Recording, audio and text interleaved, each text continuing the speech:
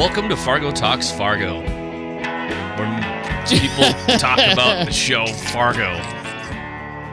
I don't know. I'm not in the groove, man. 3 years is hard. So many podcasts to keep track of, don't you? No, I don't. It's been a long week already, and I still appreciate the healthy dose of Fargo that they gave us, but welcome. This is Fargo Talks Fargo. We talk about the FX television series Fargo. Yeah. I'm Bill. That other guy is my pal Charpie. Hey. We both grew up in Fargo. Let's talk about that. Not the growing up here. Riveting conversation. Can I just start just real quick with a little bit of fan talk that we had over the last few days? Oh, we have fans? Well, there's a couple of them. Oh, there's been a couple couple siblings? people. We definitely, yeah. Some of the Twitter was hot. It was on fire. You know, anytime we get one tweet, I call that on fire. Yeah. Anyway, that's a big day for us. I mean, I appreciate the people reaching out, and we got some emails and all that jazz as well. But the first thing I wanted to start out with was just on the Twitter. Mark sent us that. Did you probably? I didn't send it to you, and maybe did you see it? Did you see that he found a picture of like Rabbi Milligan, and they're kind of thinking that Satchel is the future Mike Milligan. Yeah, we were wondering that as well. I don't know if we said it out loud. I can't remember. Myself and my girlfriend. I don't know if we said it out loud either. Yeah. So I don't know. I just thought that was really cool that he was catching that too, and he also had a comment about the tornado graffiti. You know, Kansas had some terrible tornadoes, as well as the Wizard of Oz reference we got. So maybe, maybe things are gonna get turned around. But Fargo had some pretty bad tornadoes too. Around that time, well, what was it, like 54? Just the one. I think it was 19. I want to say 58, but I'm gonna have it wrong. Google that. It was there's a PBS documentary actually that talks about the is it the Fujiyama? No, what is it? The F scale, basically. Mike started Yanagita? Because no. The Mike Yanagita scale? No, but either way, the tornado that hit here was part of. Yeah, there's a really good documentary about it. Yeah. On the F scale. I'm looking it up right now. We just call it the F scale. That's fine. Is that still in use? It was 1957. 57. I love that year. Decimated chunks of the town. The town of Fargo. Yeah, we've talked about Ridges before and Golden Ridge and then you can't say that anymore. There's a photograph though of a man carrying a child out of the rubble and it won a Pulitzer Prize. Yeah, that photo is crazy. So the tornado was so big that like there was debris from town here in Becker County. And for those who don't know, Becker County is like 2 counties away. So that means debris from the tornado was carried or flown 50 miles. Yeah. It was huge. It was massive. Anyway, we got to talk about the TV show Fargo. But yeah, thanks for sending those tweets. Also, hi to Regina and Dominic, who sent a nice email. That was cool. I got all sorts of fun little mails. I got all sorts of fun, cool emails. Let's go through each and every one of them. No, I mean like just things like I did some other stuff for a different group, and they sent me cheese curds from Wisconsin. What? They showed up on my doorstep. They sent us. No, cheese not us. curds? Sorry, no. They sent them to me and my friend Noah. But I'm just saying, like I got a nice email to the Fargo thing. I got a fresh delivery of Wisconsin Renard's cheese curds on my doorstep. In a tough week with a terrible. We're off topic so far.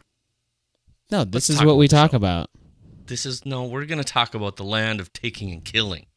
Oh, where Gaetano is king. Gaetano. Here's my quick thoughts. And then I want to let you expound on some stuff.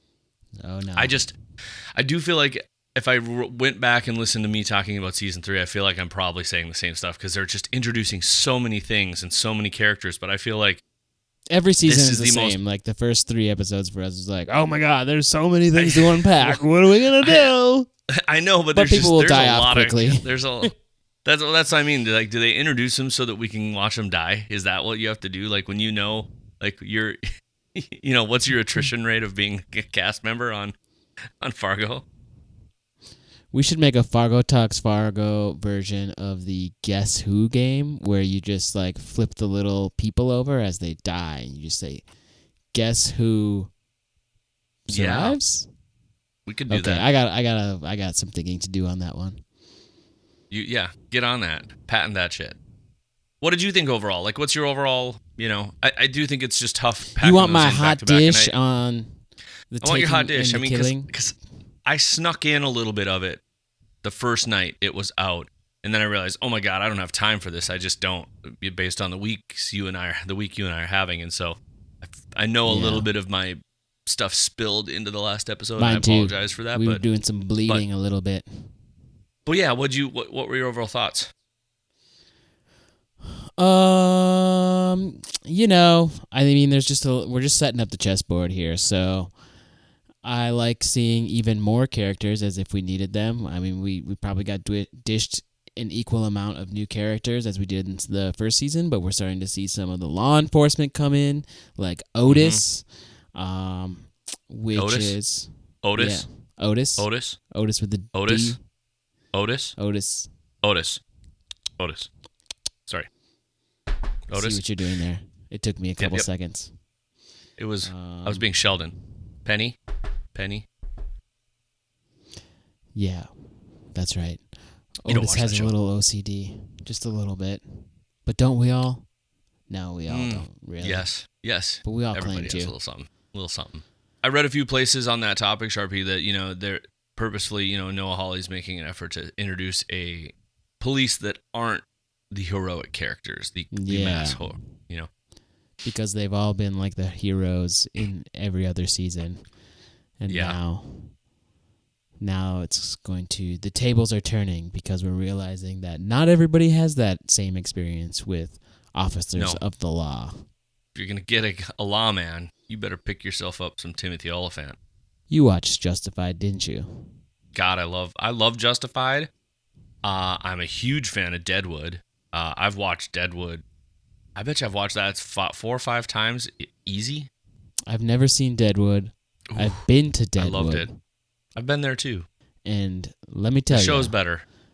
Deadwood during COVID is not a place you want to catch yourself. No, probably not. I had to drive through there. That'll sort itself out, though, won't it? No, the other arching theme I was curious if you picked up on was just real heavy Godfather.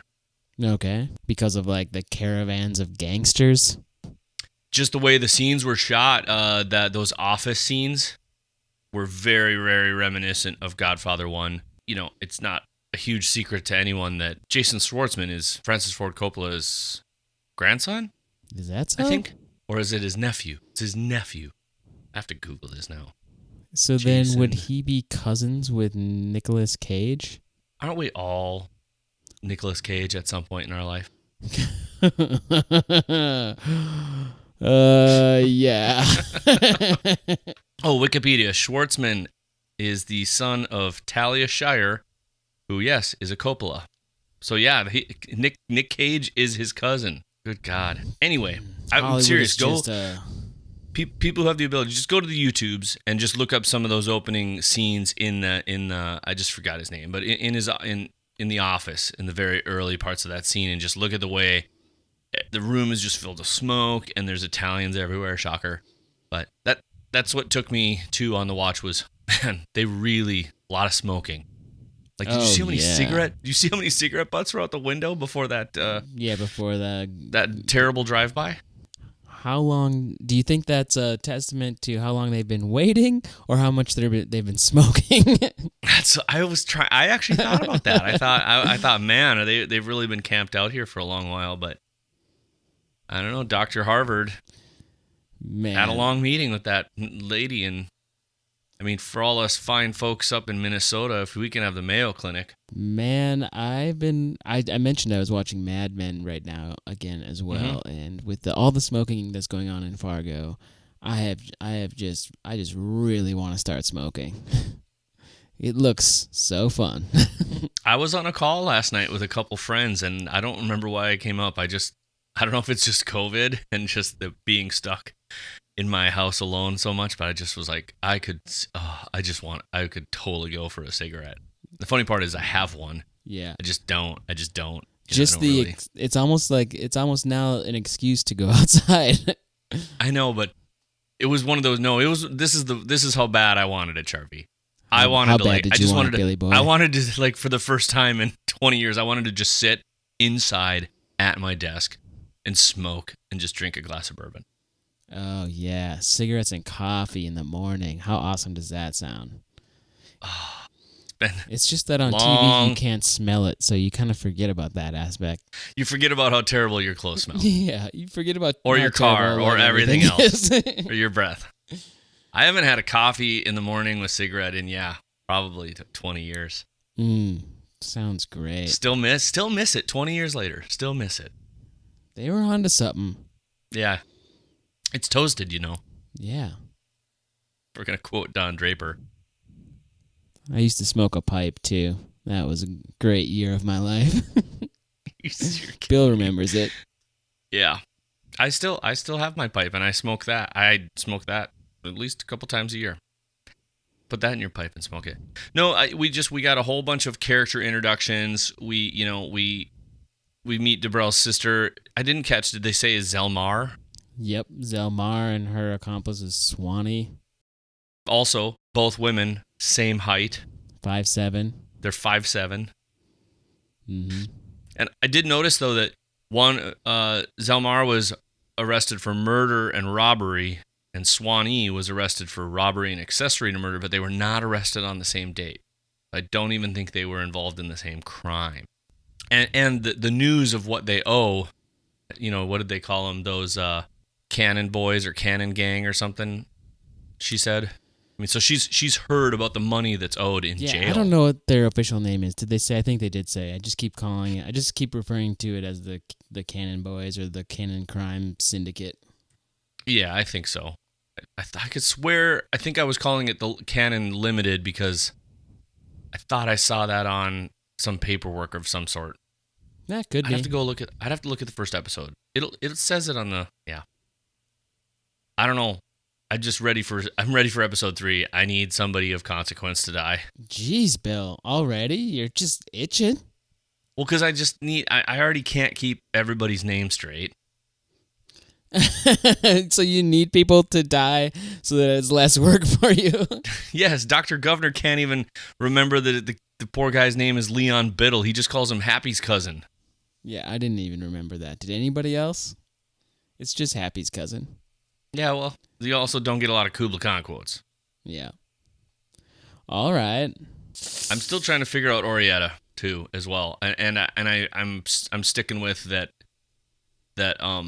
She's the devil. I thought that she's sort of the devil, and Ethelrita is going to be as our narrator and our kind of like eyes onto this whole foobar world. She is the good and kindness of the world, but she'll probably have a little bit of sting in there too, because nobody's perfect. She's worldly and knowledgeable, but so far has not fallen prey to any of the jackassery everyone else seems to be falling prey to. I mean, even her parents are in kind of trouble and are getting money from a rough source, but I'm sure that has a lot to do with the times. Hard to get lending as a mixed race couple in the 50s would be my guess. Yeah, that was my guess too. The long unfortunate tale of racial inequality and finances and home ownership. Yeah. So that's the hot dish. That's the hot dish. I mean, I don't want to get too deep. I don't either. I'm looking forward to having the deeper, more knowledgeable conversation where we can finally inform people about the tornado scale. And hopefully by the time we record this, neither of us will have gone out and smoked cigarettes again or a pipe. Hang in there, Bill. I'm going to do my best. All right, man. We don't know. We'll talk to you next time. We'll make it work. It's going to be a beautiful thing. Okay. So much knowledge. Thanks for listening to Season 4, Episode 2, The Hot Dish. Hot dish.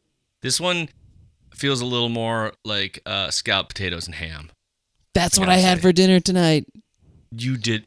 Sharpie. That is exactly Sharpie, what I had for Sharpie, dinner tonight. I had that last night. That's I why had it said last night too. Oh I my had God, leftovers what is it? tonight. Scalloped potatoes and ham. Yep, and green Yeah. beans.